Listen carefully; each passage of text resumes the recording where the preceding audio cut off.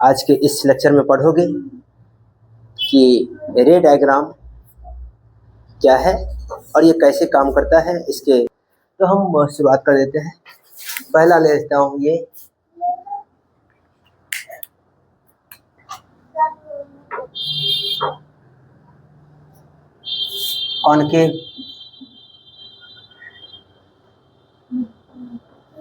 Concave mirror,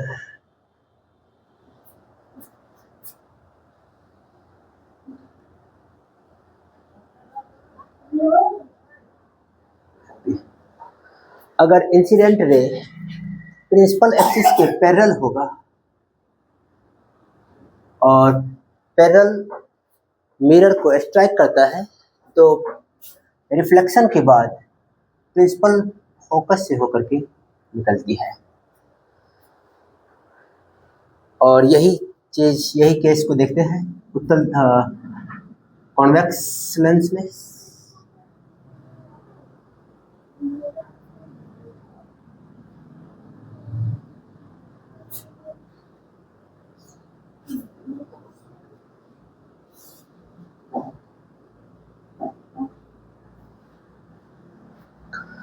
अगर incident ray principal axis के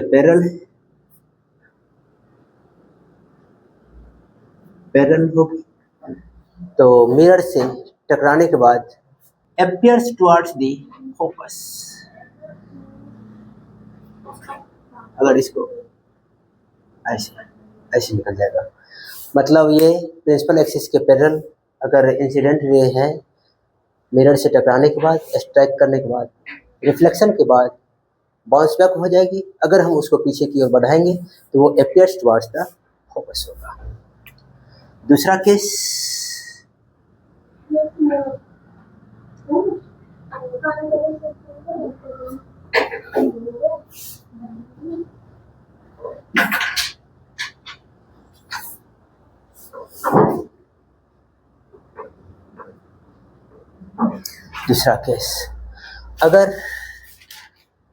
अगर इंसिडेंट रे पोल से जाकर टकराएगी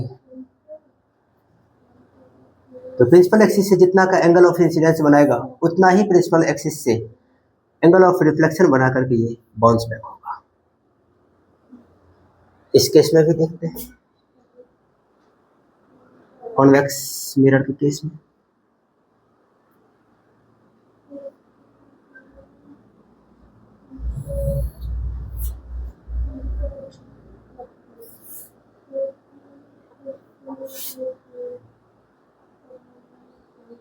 इंसिडेंट रे फोकस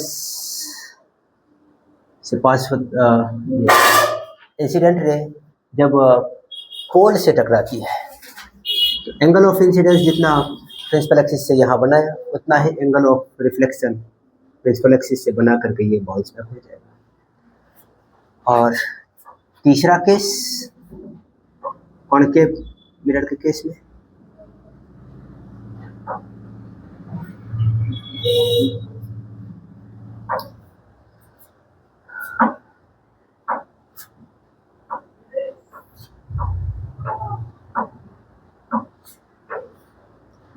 अगर इंसिडेंट रे प्रिंसिपल फोकस से होते हुए जाकर के मिरर से टकराती है तो रिफ्लेक्शन के बाद रिफ्लेक्टेड रे प्रिंसिपल एक्सिस के पैरेलल हो जाती है। और इसमें देख लेते हैं कॉन्वेक्स मिरर के केस में।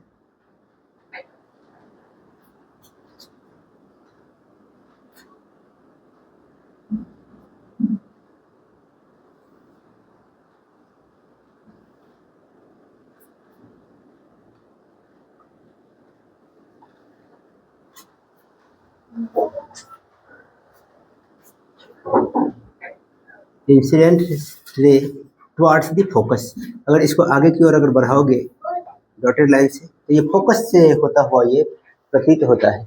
मतलब incident ray towards the focus है तो मिरर को टकराने के बाद मिरर से टकराने के बाद वो प्रिंसिपल एक्सिस के पैरेलल हो जाएगी।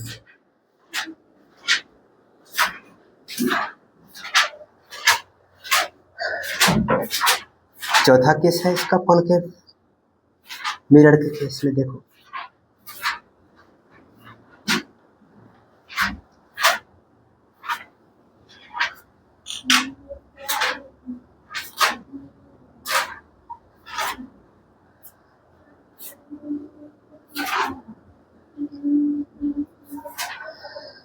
जब इंसिडेंट रे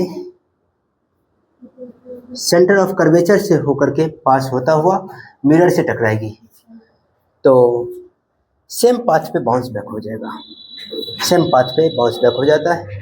इस केस में देखो कॉन्वेक्स मिरर के केस में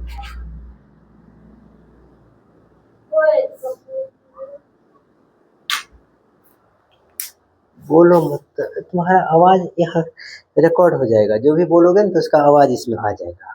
समझ गया? समझ में आ गया? तो आवाज क्या हो जाएगा, तुम लोगों का भी आवाज रिकॉर्ड हो जाएगा, इसलिए ज्यादा साउंड करोगे तो सारा इसमें आ जाएगा। समझ में आ गया? इसलिए चुप रहते हैं, चुप होकर के पढ़ो। कॉन्वेक्स मिरर के केस में देखते हैं।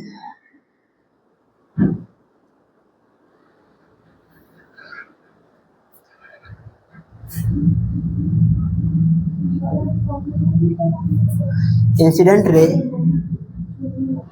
Towards the centre of curvature, मतलब अगर इसको आगे की ओर ऐसे बढ़ाओगे तो सेंटर ऑफ कर्वेचर से जाता हुआ ये प्रतीत होगा।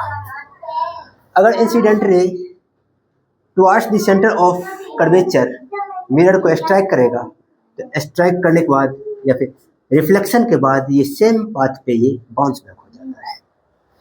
अब अच्छा इधर इधर करो,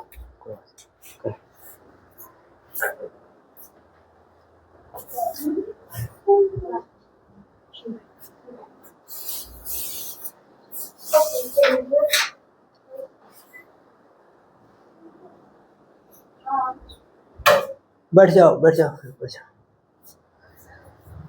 अब इसी बात को समझते हैं मिरर के लॉज ऑफ रिफ्लेक्शन से, इसी बात पे इसको बात समझते हैं जो कैसे लॉज ऑफ रिफ्लेक्शन यहाँ पे काम करता है या नहीं करता है।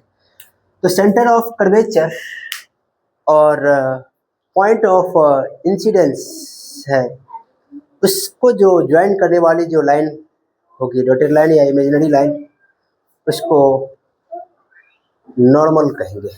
इस केस में वो नॉर्मल हो जाता है क्योंकि वहाँ पर पढ़ोगे सर्कल चैप्टर में, सर्कल चैप्टर में पढ़ोगे मैथमेटिक्स में, जो एक रेडियस और ये टेंजेंट परपेंडिकुलर होता है, रेडियस और टेंजेंट परपेंडिकुलर होता है, यहाँ पर 90 डिग्री होता है। तो मतलब ये रेडियस जो है जो सर्कल के हर एक पॉइंट पर परपेंडिकुलर ही होता है। तो इसलिए सेंटर ऑफ कर्वेचर से जो भी लाइन अगर हम मिरर पर ड्रॉ करेंगे तो वो एज ए नॉर्मल बिहेव करेगा, वो नॉर्मल होगा, मतलब वो परपेंडिकुलर होगा हर एक पॉइंट पर। अब यहाँ से इसमें एक पॉइंट ऑफ इंसिडेंस है, ये पॉइंट ऑफ इंसिडेंस फिर से बोला तो आवाज यहाँ किसका है? और ये किसका है? तुम्हारा है? कल भी नहीं लाया था, आज भी नहीं लाया है, कल भी नहीं लाया था ना?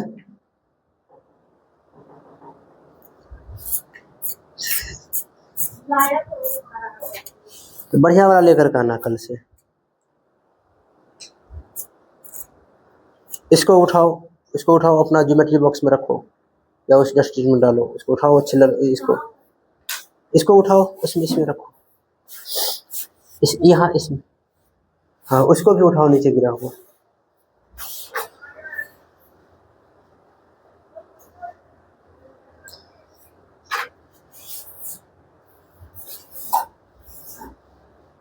बैठो, सीखो, बैठो, लो पेंसिल।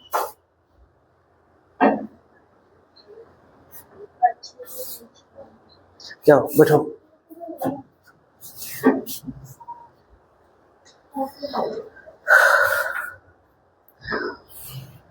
अब हम इस केस में देखते हैं कि पॉइंट ऑफ इंसिडेंस और सेंटर ऑफ कर्वेचर को ज्वाइन कर दो एक इमेजिनरी लाइन से, मतलब डॉटेड लाइन से ड्रॉ कर दो, इसको ज्वाइन कर दो। तो ये नॉर्मल की तरह कार्य करेगा, ये नॉर्मल हो जाता है। जब इस सर्कल पर होगे तो उस समय ये इसका प्रूफ भी करोगे कि टेंजेंट और रेडियस परपेंडिकुलर होता है। ये थ्योरम पढ़ना भी है क्लास 10th में। तो अब यहाँ पर देखो इंसिडेंट रे और ये जो डॉटेड लाइन है ये नॉर्मल की तरह कार्य करेगा। इसके बीच में जो एंगल बनेगा, एंगल ऑफ इंसिडेंस, उतना ही एंगल ऑफ रिफ्लेक्शन बना करके ये बाउंस बैक होगा।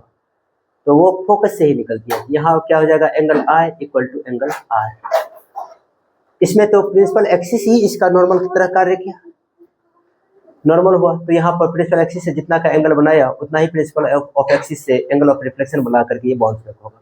यहाँ भी क्या हो गया, angle I equal to angle R. इस केस में देखो यहाँ सेंटर ऑफ कर्वेचर और पॉइंट ऑफ इंसिडेंस है, इसको ज्वाइन कर दो, ये नॉर्मल हो जाएगा। यहाँ इंसिडेंट रे और ये नॉर्मल के बीच जो एंगल बनेगा उसको कहेंगे एंगल आई, और ये नॉर्मल और रिफ्लेक्टेड रे के बीच में एंगल जो बना उसको एंगल आर कहेंगे, एंगल ऑफ रिफ्लेक्शन। यहाँ भी क्या हो जाएगा, angle I equal to angle R. यहाँ क्या देखा, जो प्रिंसिपल फोकस से होते हुए मिरर से टकराएगी तो प्रिंसिपल एक्सिस के पैरेलल हो जाती है। यहाँ भी लॉज ऑफ रिफ्लेक्शन काम करता है। और ये सेंटर ऑफ कर्वेचर से अगर इंसिडेंट रे मिरर को स्ट्राइक करता है तो उसी पाथ पे बाउंस बैक होता है। तो इसका मतलब हो गया कि वो मिरर को परपेंडिकुलरली मतलब नॉर्मली स्ट्राइक करता है, इसलिए सेम पाथ पे वो बाउंस बैक हुआ। तो मतलब एंगल ऑफ इंसिडेंस और एंगल ऑफ रिफ्लेक्शन यहाँ पे 0। इस केस में देखो कि यहाँ एक ऐसा ड्रॉ करो पॉइंट से लेकर के इस यहाँ सी तक, तो ये एंगल बना, ये आई और ये हो गया आर। यहाँ भी क्या हो जाएगा, angle I equal to angle R. और यहाँ प्रिंसिपल एक्सिस से एंगल आई जितना बनाया उतना ही प्रिंसिपल एक्सिस से एंगल आर बना करके वो बाउंस बैक हुआ। यहाँ भी angle I equal to angle R, क्योंकि ये प्रिंसिपल एक्सिस एक ऐसा लाइन है जो पोल से होता हुआ, पोल और सेंटर ऑफ कर्वेचर से होता हुआ पास होता हुआ ये लाइन होता है। तो इसलिए ये क्या हो गया, ये नॉर्मल ही होगा मिरर के ऊपर में, तो ये नॉर्मल की तरह कार्य करेगा। तो मतलब एंगल आई बराबर एंगल आर इस केस में भी हो गया। अब यहाँ पर देखो, इसमें यहाँ भी एक लाइन ड्रॉ करो, dotted line, point of incidence है, वहाँ से होता हुआ ये सी से पास, ये नॉर्मल की तरह कार्य करेगा। ये एंगल आई और ये एंगल आर, यहाँ भी क्या हो जाएगा, एंगल आई बराबर एंगल आर। और ये सेम पाथ पे अगर towards the centre of curvature angle of, देखो अगर incident ray towards the centre of curvature mirror को स्ट्राइक करता है तो सेम पाथ पे ये बाउंस बैक होता है।